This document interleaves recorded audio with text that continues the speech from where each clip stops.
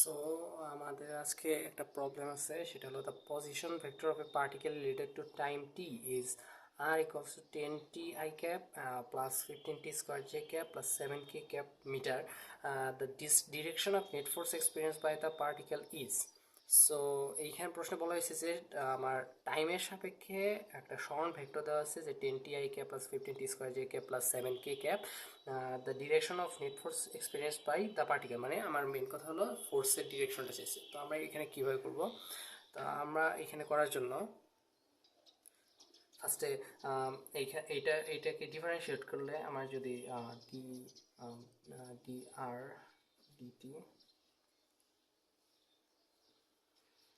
Differentiate করি, এটা আমার ভি আসবে। ভি আসলে 10 প্লাস 15 ইন্টু 2t প্লাস 0।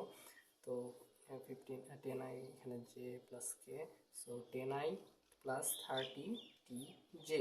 আচ্ছা, তো এটা আমার ভেলোসিটি আসলো। এখন আমার ফোর্স বের করতে হলে আমাকে বের করতে হবে অ্যাক্সিলারেশন, কারণ এফ ইকুয়ালস টু এম এ, এখানে মাস ইন্টু অ্যাক্সিলারেশন। তো আমার অ্যাক্সিলারেশন বের করতে হবে। অ্যাক্সিলারেশন বের করার জন্য এ ইকুয়ালস টু হবে ডিভি ডিটি।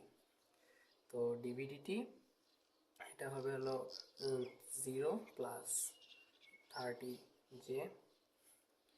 সো এখান থেকে আমরা বের করতে পারবো হলো acceleration which is 30 J cap. এখন আমরা যদি এফ ইকুয়ালস টু বের করি এম এ উইচ ইজ এইখানে ভেক্টর, এটা ভেক্টর। তো F equals to M A বের করলে এম ইন্টু 30 জে ক্যাপ বা 30 M J cap which is Y axis positive.